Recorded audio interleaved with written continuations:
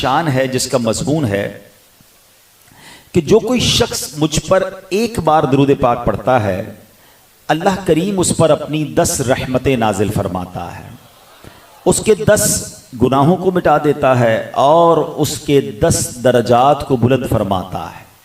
ایک روایت کے مطابق کہ ایک درود پاک پڑھیں تو 10 نیکیاں ملتی ہیں، 10 گناہ معاف ہوتے ہیں، 10 درجے بلند ہوتے ہیں۔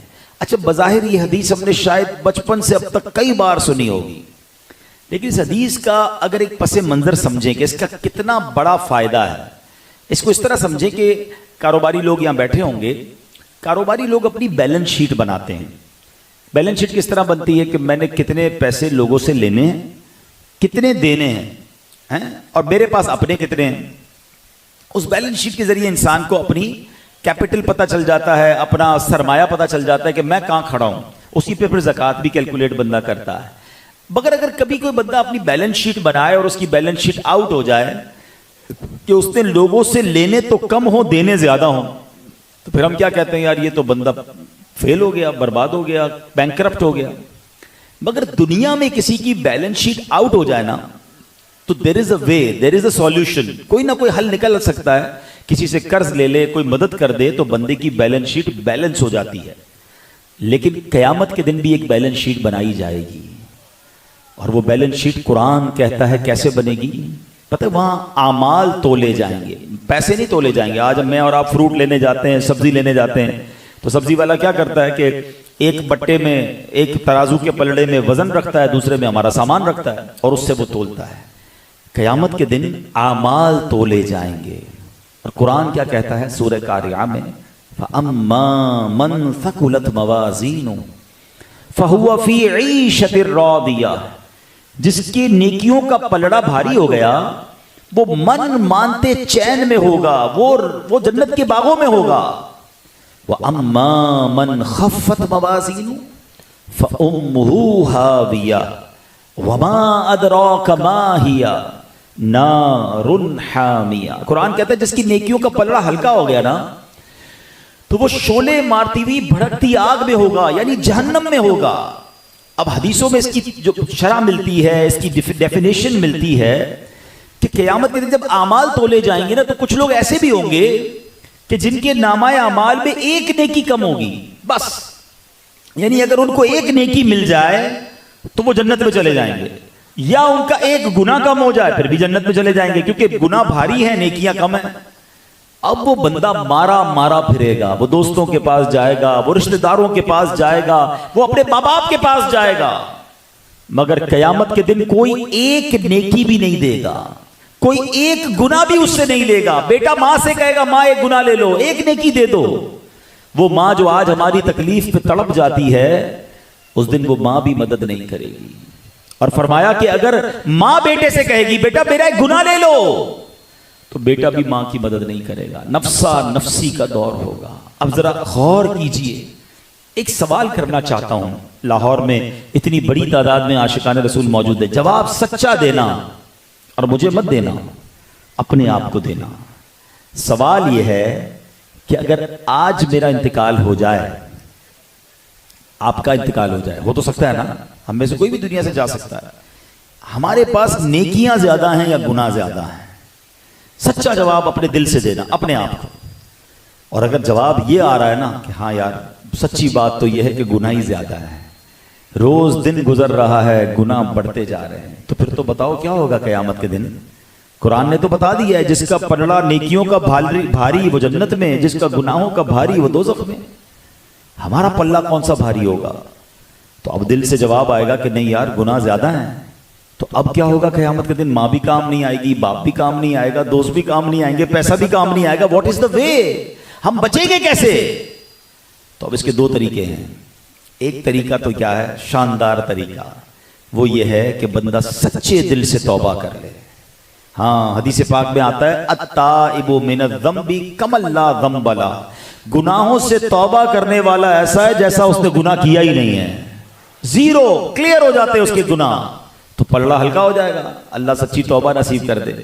اور سبحان اللہ، ایک وظیفہ اب درود پاک کیسا ہے، پھر حدیث سنو، ایک درود پڑھتے ہیں تو 10 نیکیاں ملتی ہیں، 10 गुना मुआफ होते हैं। इसका मतलब अगर मेरे गुनाहों का पलड़ा भारी है और मुझे नेकियों का पलड़ा भारी करना है, तो फिर इसका तरीका क्या है कि जितने दुरूद पढ़ता जाऊंगा नेकियां बढ़ती जाएंगी, गुनाह डिलीट होते जाएंगे। जितने दुरूद पढ़ूंगा नेकियां बढ़ रही हैं, गुनाह डिलीट हो रहे हैं। इसका मतलब मेरी और आपकी कयामत की बैलेंस शीट को बैलेंस करने का प्यारे आका अलैहिस्सलाम ने शानदार वजीफा बता दिया। अब आपकी मर्जी है कितने दुरूद पाक पढ़ने। अक्लमंद वो है कि फजूल बातों से अपने आप को बचाए और चलते फिरते उठते बैठते दुरूद पाक पढ़ता है।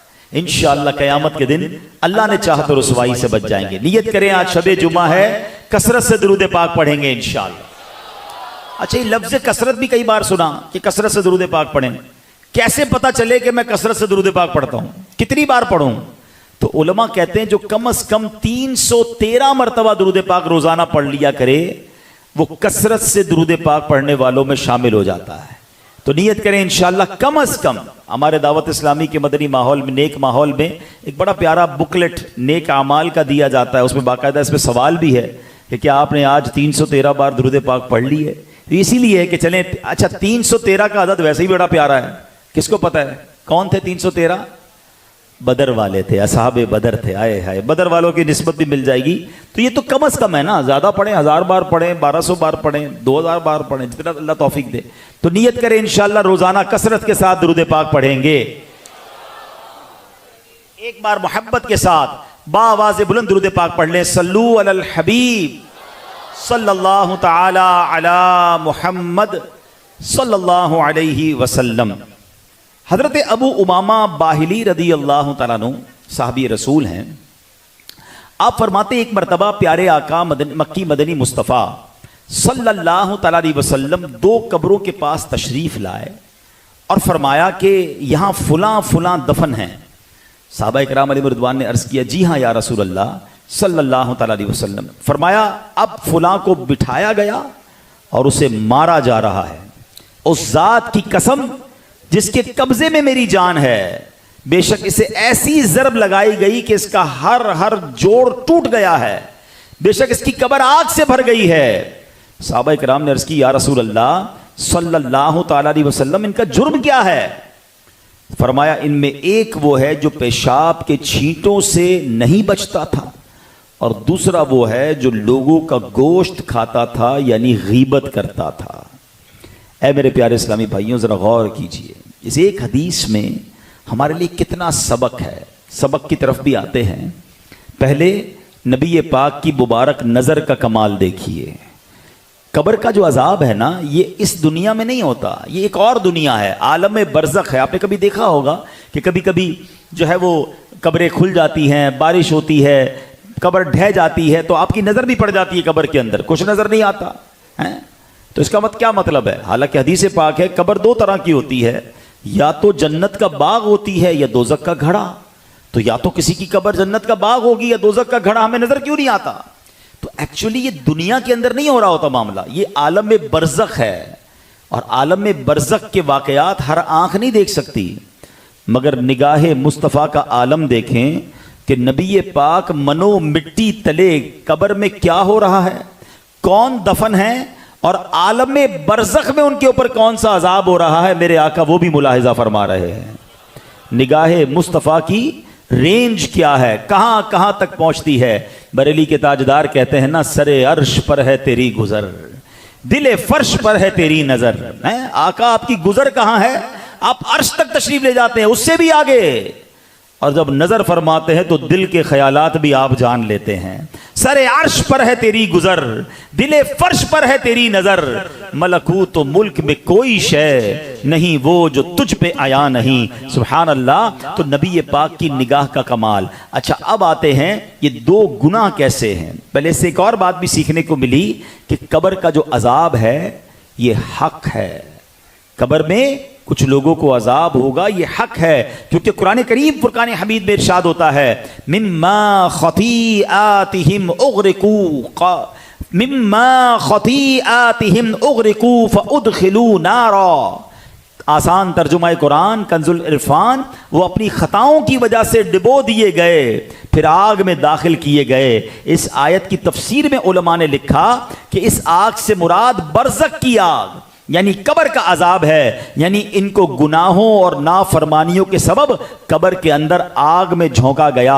اب برزخ کیا ہے؟ مفتی احمد یار خان نعیمی رحمۃ اللہ تعالی لکھتے ہیں قبر سے مراد عالم میں برزخ ہے جس کی ابتدا ہر شخص کی موت سے ہے اور انتہا قیامت پر، لہذا جو مردہ دفن نہ ہوا بلکہ جلا دیا گیا، ڈبو دیا گیا یا اسے شیر کھا گیا، اسے بھی قبر کا حساب و عذاب ہے۔ یعنی ایسا نہیں کسی کو قبر ملی ہی نہیں ہے، کوئی پانی کے اندر ڈوب کر مر گیا اس کی لاش ہی نہیں ملی، کسی کو درندے نے کھا لیا، کسی کے اللہ نہ کرے آگ میں جل کر وہ راکھ ہو گیا، تو ایسا نہیں کہ عذاب و جزا والا معاملہ نہیں ہوگا۔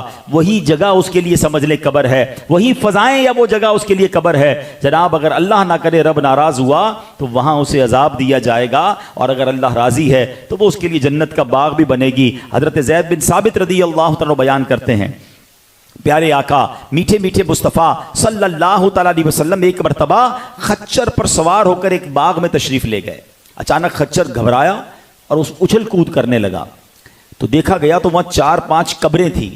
پیارے آقا علیہ السلام نے پوچھا قبر والوں کو کوئی پہچانتا ہے یہ کن کی قبریں؟ تو عرض کی گئی یا رسول اللہ میں پہچانتا ہوں۔ ایک شخص نے کہا، فرمایا یہ کب مرے؟ عرض کیا حضور شرک و کفر کی حالت میں مرے تھے۔ اس پر نبی پاک علیہ السلام نے فرمایا بے شک یہ امت اپنی قبروں میں آزمائی جائے گی، اگر یہ خوف نہ ہوتا کہ تم مردے دفنانا چھوڑ دو گے تو میں اللہ پاک سے دعا کرتا کہ یہ جو عذاب قبر میں سن رہا ہوں وہ تمہیں بھی سنا دے۔ نبی پاک وہ عذاب کی آوازیں بھی سن رہے تھے۔ ہم اللہ سے دعا کرتے ہیں رب کریم ہمیں قبر کے عذاب سے محفوظ فرمائے۔ قبر میں گر نہ محمد کے نظارے ہوں گے، قبر میں گر نہ محمد کے نظارے ہوں گے، حشر تک کیسے میں پھر تنہا رہوں گا یا رب، ڈنک مچھر کا بھی مجھ سے تو سہا جاتا نہیں، قبر میں بچھو کے ڈنک آہ کیسے سہوں گا یا رب، گر کفن پھاڑ کے سانپوں نے جمایا قبضہ، ہائے بربادی کہاں جا کے چھپوں گا یا رب۔ قبر حقیقت ہے، عذاب قبر بھی حقیقت ہے، اس سے بچ کوئی نہیں سکتا۔ اگر اللہ ناراض ہوا تو بندہ کہے اب مجھے بتائیں نا، ہم 60-70 سال اس دنیا میں رہتے ہیں، کتنا خیال ہے کہ گھر اچھا ہو، چھوٹا گھر ہے تو بڑا ہو جائے، ایسٹ اوپن ہے تو ویسٹ اوپن ہو جائے، گھر ہوادار ہو، بستر نرم ہو۔ اچھا جناب گرمیوں کے دن آ گئے تو لائٹ جاتی ہے تو یو پی ایس لگاتے ہیں، یو پی ایس نہیں تو جنریٹر لگاتے ہیں، کچھ نہ کچھ ایسا انتظام لوگ کرتے ہیں، پنکھوں سے نہیں جی بھرتا اے سی لگاتے ہیں۔ اس دنیا کی قبر، اس دنیا کا گھر ہوادار اور آرام دہ ہو اس کی تو فکر ہے، جہاں 60-70 سال بھی مشکل سے رہنا ہے، جس قبر میں قیامت تک رہنا ہے، کبھی سوچا وہ ہوادار ہوگی کہ نہیں ہے؟ وہاں مجھے سکون ملے گا کہ نہیں؟ وہاں گرمی تو نہیں لگے گی؟ کبھی سوچیں کہ میں اور آپ اگر یہاں اجتماع میں کوئی سانپ آ جائے، اللہ نہ کرے کوئی بچھو آ جائے، کوئی چوہا ہی آ جائے، لوگ اٹھ کے بھاگنا شروع کر دیتے ہیں۔ ہم بھاگ تو سکتے ہیں نا، اوپر کوئی کیڑا گر جائے تو ہٹا سکتے ہیں، مردے کے جسم پر جب سانپ اور بچھو آئیں گے تو وہ ہٹا بھی نہیں سکے گا۔ کبھی سوچا کہ اگر قبر کے اندر سانپ اور بچھو آ گئے تو میرا کیا بنے گا؟ دنیا کے گھر کی فکر کرنے والوں قبر کی فکر کب کرو گے؟ وہاں کی تیاری کب کریں گے؟ بلکہ میں تو کہا کرتا ہوں جب میں مالدار لوگوں میں بیانات کا موقع ملتا ہے تو میں انہیں سمجھاتا ہوں، خود بھی اللہ کرے سمجھ جاؤں، کہ جس کو نرم بستر کے بغیر نیند نہیں آتی، ایئر کنڈیشن کے بغیر مزہ نہیں آتا ہے، اگر اس کی قبر میں سانپ اور بچھو آ گئے تو وہ کہاں جائے گا؟ کبھی سوچیں، ارے تف ہے ایسے اچھے گھر پر کہ دنیا میں تو بہت اچھا گھر ہے مگر جس قبر میں جانا ہے وہ سانپ بچھو انتظار کر رہے ہیں۔ مزہ تو یہ ہے کہ دنیا میں اگر اللہ نے بڑا آرام دیا ہے نا تو آخرت کے آرام کی بھی تیاری کر لوں، قبر بھی نرم ہو، قبر کا بستر بھی اچھا ہو۔ ہاں روایتوں میں مضمون ملتا ہے جس سے اللہ راضی ہوگا نا اسے جنتی بچھونا عطا کر دیا جائے گا۔ آپ کہتے ہیں نا اچھا گھر ہو ذرا ہوا آنی چاہیے، کھڑکی کھولوں تو ہوا ہے۔ آپ کو پتا ہے جو اللہ جن سے راضی ہوگا ان کی قبر میں جنت کی کھڑکی کھول دی جائے گی۔ بندہ کہتا ہے ذرا گھر بڑا ہونا چاہیے یار، 2-4 کنال 10 کنال پہ گھر ہونا چاہیے۔ آپ کو پتا ہے جس سے رب راضی ہوگا اس کی قبر کتنی بڑی ہوگی، کتنا بڑا پلاٹ ملے گا اسے؟ فرمایا تا حد نگاہ، تاحد نگاہ سمجھتے ہیں؟ کبھی کھلے میدان میں کھڑے ہو جائیں تو نگاہ کہاں تک پہنچ جاتی ہے بندے کی، پتہ نہیں کتنے کلومیٹر، 20 25 50 کلومیٹر تک بعض اوقات تو نگاہیں دیکھ رہی ہوتی ہیں. فرمایا جدھر تک تمہاری نگاہ جائے گی قبر اتنی بڑی کر دی جائے گی. جنت کی خوشبوئیں ہوں گی، جنت کی نعمتیں ہوں گی، مگر کس کے لیے؟ جس سے رب راضی ہوا. اور جس نے اللہ کو ناراض کیا اس کی قبر کیسی ہوگی؟ اس کی قبر میں جہنم کی کھڑکی کھل جائے گی. کفن جو ہے وہ جہنمی کفن بنا دیا جائے گا. قبر بڑی نہیں ہوگی بلکہ اتنی تنگ ہو جائے گی کہ نبی پاک علیہ الصلوۃ والسلام نے ایک بار صحابہ کرام کے سامنے اپنی انگلیاں ملا کر فرمایا کہ بے نمازی، رب ناراض ہوا نا تو بے نمازی کو قبر ایسے دبائے گی. پیارے آقا نے یوں ہاتھ کر کے سمجھایا کہ اس کی پسلیاں جو ہیں وہ ایک دوسرے میں پیوست ہو جائیں گی، یعنی قبر اس کا چورا کر کے رکھ دے گی. اس میں آگ بھڑکا دی جائے گی، اس میں سانپ اور بچھو آ جائیں گے.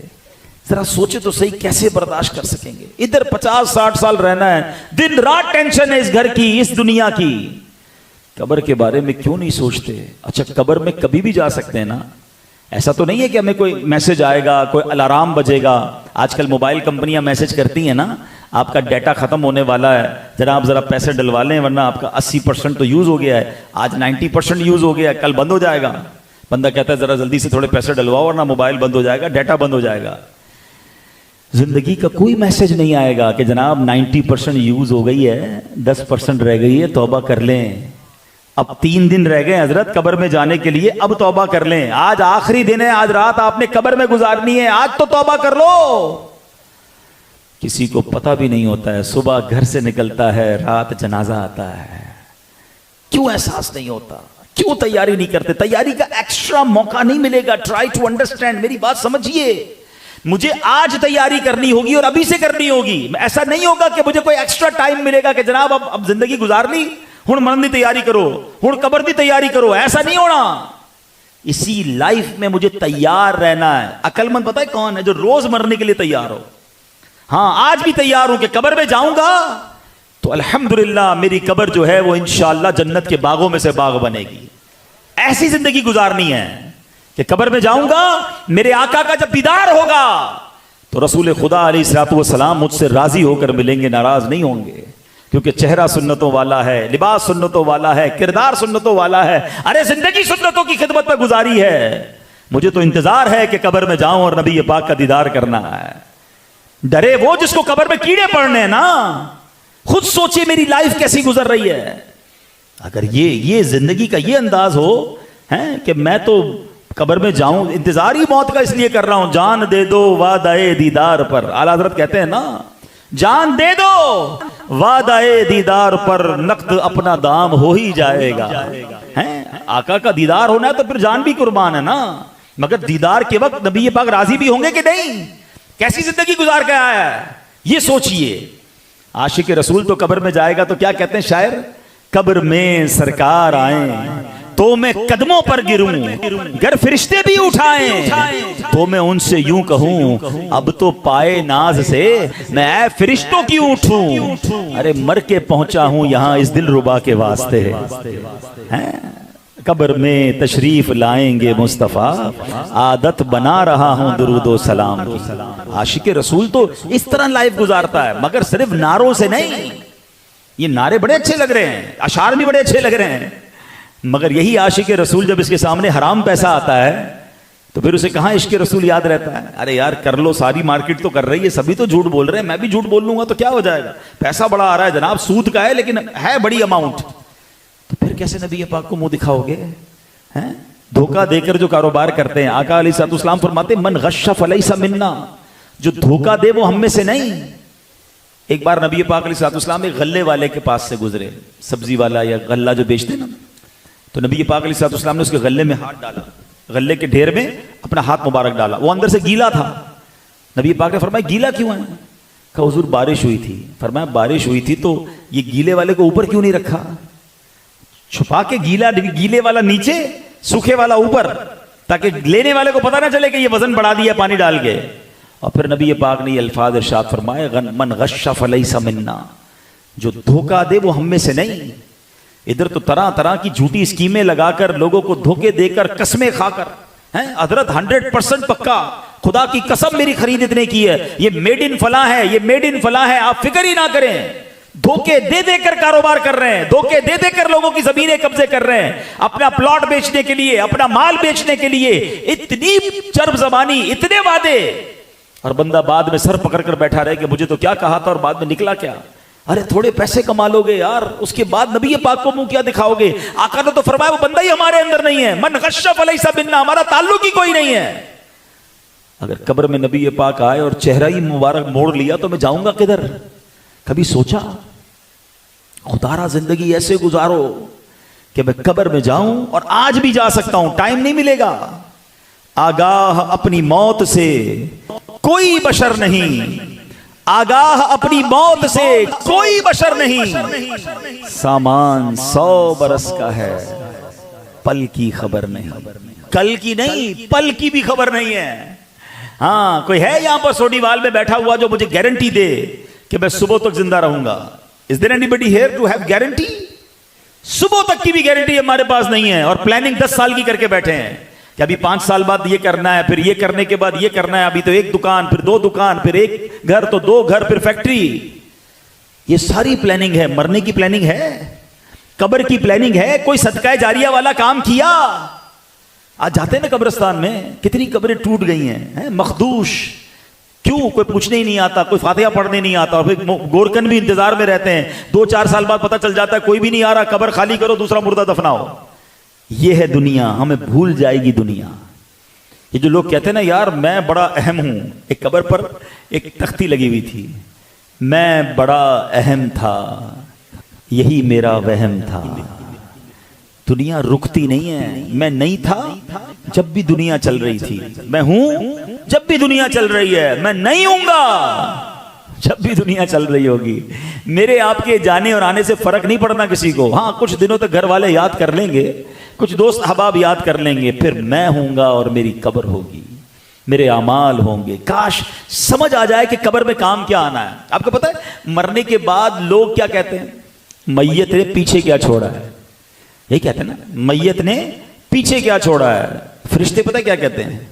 میت نے آگے کیا بھیجا ہے. کاش یہ بات سمجھ آ جائے. ہماری عجب دوڑ ہے پیارے اسلامی بھائیوں. ہماری دوڑ کیا ہے؟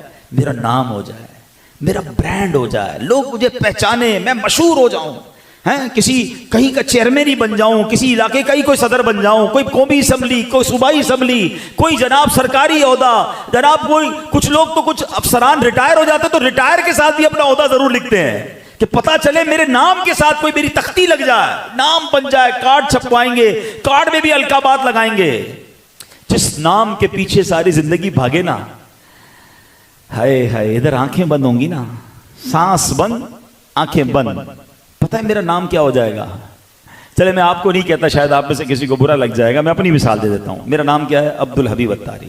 میرے نام کے آگے پیچھے بھی کچھ لوگ نام کے آگے کوئی نہ کوئی عہدہ لگا دیتے ہیں, کوئی شعبہ لگا دیتے ہیں, کوئی نہ کچھ نام لگا دیتے ہیں نا. تھوڑے بہت لوگ مجھے پہچانتے بھی ہیں, ٹھیک ہے, لیکن جس دن میں مروں گا نا میری آنکھیں بند ہوں گی. لوگ پتہ ہے کیا کہیں گے؟ میت کہاں ہے؟ میت کو غسل کب دیا جائے گا؟ جنازہ کتنے بجے آئے گا؟ ارے بھائی میرا نام تو عبدالحبیب تھا, میرا نام لو نا. ساری زندگی نام تھا, نام کے چرچے تھے, نام کو لوگ پکارتے تھے, میرا شوق تھا میرا نام لیا جائے. میں ان لوگوں کو کہہ رہا ہوں جن کو شوق بن گیا ہے کہ جناب چرچے ہونے چاہیے. ادھر آنکھیں بند ہوئی, وہ نام وہ عہدہ سب چھن جائے گا. لوگ کہیں گے میت کب آ رہی ہے, ذرا میت کو اٹھائیں جناب پلیز, یہاں رکھیں, جنازہ ادھر کریں. ارے جنازہ کیوں کہہ رہے ہو؟ میرا نام ہے, نام لو نا, میرا عہدہ بتاؤ. یہ ہے میرے اور آپ کے نام کی حیثیت. جس نام کے پیچھے پاگل ہوئے ہوئے لوگ ہیں, سوشل میڈیا اکاؤنٹ بنانا ہے, یوٹیوب چینل بنانا ہے, مجھے اپنا اکاؤنٹ ٹک ٹاک پہ بنانا ہے, میں نے جناب ویڈیوز لگانی ہیں, میں نے پوڈ کاسٹ کرنے ہیں, میں نے کسی کی پگڑی اچھالنی ہے. اب تو دنیا میں لوگ کہتے ہیں پازیٹیو بات تو وائرل ہوتی نہیں, کوئی الٹی بات کرنی ہے, کسی کے خلاف بات کرنی ہے تاکہ لوگ دیکھیں میں بول کیا رہا ہوں, چاہے صحیح کہہ رہا ہوں, چاہے غلط کہہ رہا ہوں, چاہے بہتان لگا رہا ہوں, چاہے غیبت کر رہا ہوں. ویوز چاہیے, پاپولر ہونا ہے. ارے ادھر تم مرو گے نہیں, ادھر تمہارا نام ہی ختم ہو جائے گا. مگر قبر میں جا کر سنی نا حدیث ہیں کہ لوگوں کا گوشت کھانے والے, غیبت کرنے والے کو نبی پاک فرما رہے عذاب ہو رہا ہے. آقا دیکھ رہے ہیں, پیشاب کے چھینٹوں سے نہ بچنے والے پر عذاب ہو رہا ہے. یہ وہ گناہ ہیں اور ایسے کئی گناہ ہیں جو عذاب قبر کا باعث ہیں. اس کی فکر نہیں, بس نام کی فکر ہے. ایک اور بڑی فکر ہوتی ہے ہم میں سے بہت سارے لوگوں کو, اکثر لوگوں کو, پیسے جمع ہو جائیں ہیں. اچھا گنتے بھی رہتے ہیں نا, آج کتنے ہو گئے, بینک میں کتنے ہیں, کیش کتنا ہے جیب میں, کبڈ میں کتنے رکھ کے آیا ہوں, لینے کتنے ہیں, سونا کتنا ہے, حساب بناتے رہیں گے. 1 سال میں اتنے ہو گئے, 2 سال میں اتنے ہو گئے, اچھا میرے اور بڑھ گئے, خوش بھی ہوتے رہیں گے. یہ اتنا بے وفا ہے پیسہ. جس دن میں مروں گا نا, آپ میں سے کسی کا انتقال ہوگا, بینک والا پیسہ تو چھوڑ دیں نا, گھر پہ رکھا ہے وہ بھی چھوڑ دیں, جو میرے جیب میں ہوں گے نا, میرے انتقال کے بعد وہ بھی نکال لیے جائیں گے, وہ بھی میرے پاس نہیں رہنے دیے جائیں گے. ہے کوئی کسی نے دیکھا ہے کہ کفن میں جیب ہو, قبر میں کوئی تجوری دیکھی آپ میں سے کسی نے کہ یار یہ تجوری بناؤ, بڑا مالدار آدمی ہے, 2-4 کروڑ روپے ساتھ بھیجیں اس کے؟ 1 روپیہ ساتھ نہیں جائے گا. جس مال کے لیے ساری زندگی گزاری ایسے چلا گیا ہاتھ سے. کس کا ہو گیا؟ ورثاء کا. اچھا وارثوں کا ہو گیا, ٹھیک ہے جناب. آپ کو پتہ ہے مرنے کے بعد اگر کسی شخص کے ایصال ثواب کے لیے کچھ اجتماع کرنا ہے, کوئی لنگر کھلانا ہے, کوئی مسجد مدرسہ بنانا ہے, بندہ کہے چلو یار اتنے کروڑوں پہ چھوڑ کے گیا, اس کے مرنے کے بعد یہ کام تو کر لو, وہ بھی نہیں کیا جا سکے گا, کیونکہ اب یہ مال میت کا نہیں بلکہ ورثاء کا ہو گیا ہے. جب تک وارث اجازت نہیں دیں گے, جب تک اس کے اپنے ایصال ثواب کے لیے بھی خرچ نہیں کیا جا سکے گا. میرے پیسے میں نے کمائے اور میرے مرنے کے بعد میرے لیے خرچ نہیں کیے جا سکتے. ہاں اس کی شرن صورتیں ہیں کہ بندہ وصیت کر کے جائے, وصیت کر کے نہیں گیا, سارا پیسہ وارثوں کا ہو گیا. اور ہم جانتے ہیں ہمارا کام ہی یہی ہے, مرنے کے بعد کئی لوگوں کے گھر پہ جاتے ہیں, دعا کرنے جاتے ہیں. میں اربوں پتی لوگوں کے گھر گیا, بچوں کو کہا یار ابو اتنے پیسے چھوڑ گئے ہیں, ابو کے نام پر کوئی مسجد بنا دو, کوئی مدرسہ بنا دو, کوئی کنواں کھدوا دو, کوئی صدقہ جاریہ کا کام, تاکہ قبر میں ابو کو ثواب ملتا رہے. کہتے ہیں بس حاجی صاحب آپ دعا کریں, انشاءاللہ مشورہ کرتے ہیں, ہم بتاتے ہیں کاروبار کے مسائل ہیں, آپ یقین کریں وہ اربوں روپے چھوڑ کے جاتے ہیں, بچے 1 روپیہ خرچ نہیں کرتے ماں باپ پر. جو نیک بچے ان کی بات الگ ہے, کاش وہ بندہ مرنے سے پہلے خود خرچ کر جاتا. سوچئے اتنا بے وفا ہے یہ پیسہ. میں کیوں اس پیسے کو جمع کرنے کے چکر میں, سیٹھ جی کو فکر تھی ایک ایک کے 10 کیجئے, موت آپ پہنچی کہ حضرت جان واپس کیجئے. ادھر پیسے گنتا رہا اور قبر میں گیا تو سب پیچھے رہ گئے. یہاں میں ایک اور اپنی زندگی کا تجربہ آپ سے شیئر کرنا چاہتا ہوں. مجھے ایک بات بتائیں, جتنے بھی میرے بھائی یہاں بیٹھے ہیں, آپ اپنی زندگی میں جتنے پیسے کماتے ہیں اپنی ذات پر کتنے خرچ کرتے ہیں؟ یہاں کروڑ پتی بھی مجھے نظر آ رہے ہیں, ماشاءاللہ پیسے والے بھی لوگ نظر آ رہے ہیں, نارمل کمانے والے بھی نظر آ رہے ہیں. میں سب سے ایک سوال کرنا چاہتا ہوں, کبھی چیک کیجئے گا کہ جتنے پیسے میں زندگی میں کمائے میں نے اپنی ذات پر, پرسنل اپنی باڈی پر, اپنی ذات پر کتنے خرچ کیے؟ مشکل سے 5%, مشکل سے. ورنہ کدھر خرچ کیے؟ بچوں پہ کیے, بیوی پہ کیے, خاندان والوں پہ کیے, دوستوں پہ کیے, یا بقیہ چھوڑ کر مر جاتا ہے انسان. اپنی ذات پر خرچ کتنے کرتا ہے؟ 5. 100 میں 5, ایسا ہی ہے. اچھا 100 کمائے, 5 خرچ کیے, جواب کتنے کا دینا ہے؟ پورے 100 کا. اور حرام کے کمائے تو مار کتنے کی پڑنی ہے؟ پورے 100 کی. بچے موج کریں, فیملی موج کرے, مزے وہ کرے, مار میں کھاؤں, حالانکہ میں نے خرچ اپنے پر 5 کرنے. تو بے وقوفی نہیں ہے کہ 100 حرام کے کیوں کماؤں؟ جتنے کماؤں حلال کے کماؤں, جب میں نے اپنی ذات پر تھوڑے ہی خرچ کرنے ہیں. اور جواب سب کا میں دوں, وہ تو بچے قیامت کے دن کھڑے ہو جائیں گے اللہ کی بارگاہ میں, یا اللہ ہمیں کیا پتا ابا حرام کماتا تھا, حساب اسی سے لے لے, یہ تو ہمیں حرام کھلاتا تھا, ہم کھاتے تھے. کاش یہ بات سمجھ آ جائے حرام روزی کمانے والوں کو کہ میں نے حرام نہیں کمانا, کیونکہ خرچ میں نے تھوڑے ہی کرنے, مار پوری کی پڑنی ہے. عقل مند وہ ہے کہ جتنا کمائے وہ حلال کا کمائے. اللہ حلال تھوڑے میں بھی تمہیں بہت برکت دے دے گا, ورنہ قبر میں بہت بھاری پڑ جائے گا. اور خدارا میرے پیارے اسلامی بھائیوں, لیٹس پلان فار ڈیتھ. مرنے کی تیاری کرو. آج لوگ جینے کی تیاری کرتے ہیں نا, تیاری مرنے کی کرنی ہے. زندگی تو جب تک ہے اللہ نے روزی دے دینی ہے. اللہ نے رزق کا وعدہ کیا ہے, مغفرت کا وعدہ نہیں کیا. آج بہت سارے لوگ ٹینشن میں, کاروبار نہیں چل رہا, نوکری نہیں چل رہی, آگے بچوں کا کیا ہوگا, ارے جناب ان کی شادی ہوگی کیسے, کیسے معاملات ہوں گے, مارکیٹ اوپر جائے گی کہ ڈاؤن ہوگی, اسی ٹینشن میں.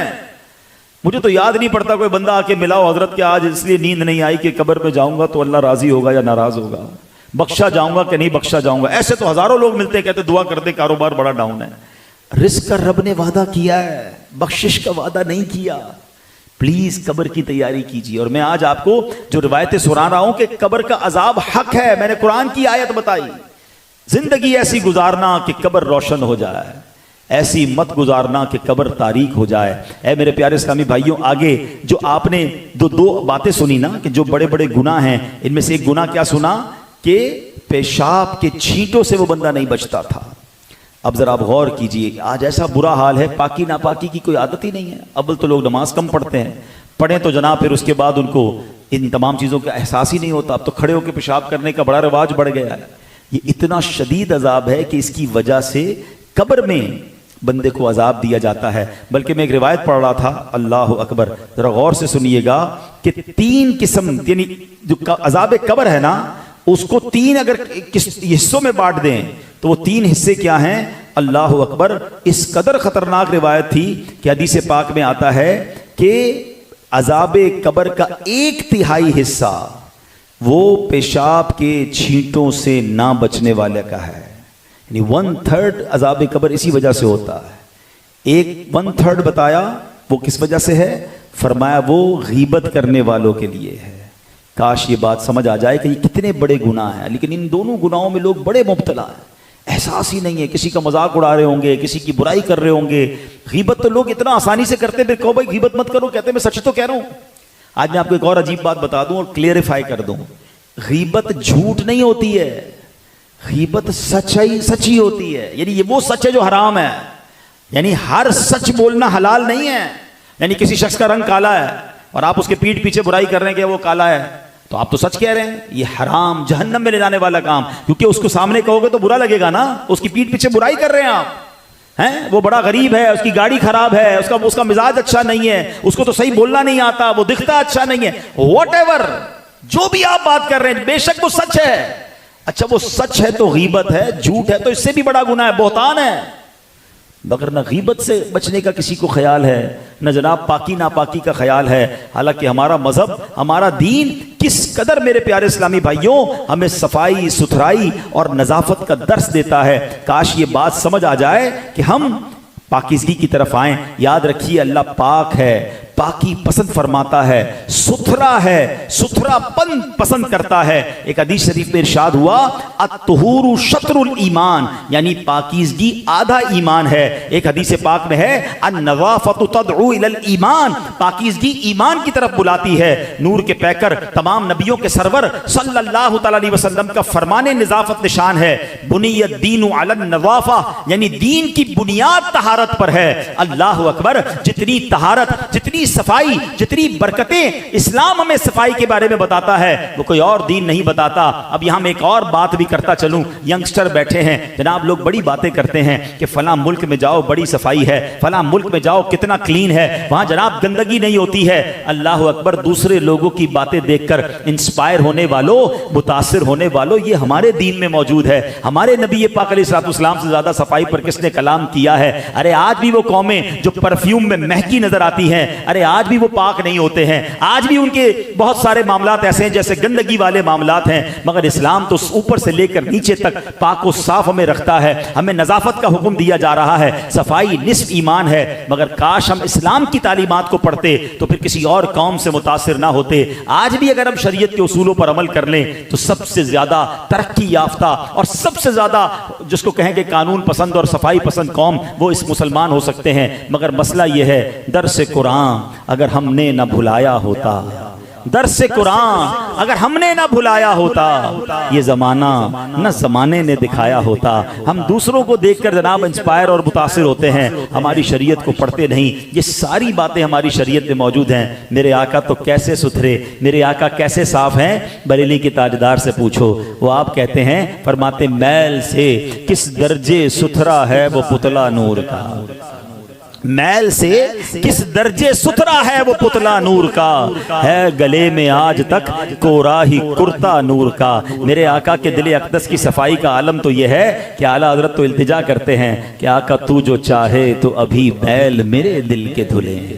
یا رسول اللہ آپ کی نگاہ پڑ جائے گی نا تو میرے دل کے میل بھی دھل جائیں گے. تو جو چاہے تو ابھی میل میرے دل کے دھلیں کہ خدا دل نہیں کرتا کبھی میلا تیرا. تو اے میرے پیارے اسلامی بھائیوں، ہمیں نظافت کا انتظام کرنا ہے، پاکیزگی کا انتظام کرنا ہے، قبر ہماری جگمگا اٹھے ایسے کام کرنے ہیں اور حرام کاموں سے بچنا ہے۔ ایک اور بڑی غلطی جو ہمارے درمیان آج ہو رہی ہے، اس واقعے سے سیکھ لیجئے، پھر بیان کو اختتام کی طرف لیے چلتے ہیں۔ حضرت عمر بن شرحبیل رحمۃ اللہ تعالی فرماتے ہیں ایک شخص کا انتقال ہوا، انتقال کے بعد لوگ اسے پرہیزگار سمجھتے تھے، مگر جب وہ قبر میں گیا تو فرشتوں نے اس سے کہا کہ ہم تجھے عذاب کے 100 کوڑے ماریں گے۔ وہ کہنے لگا مجھے کیوں مارو گے، میں تو پرہیزگار نہیں تھا۔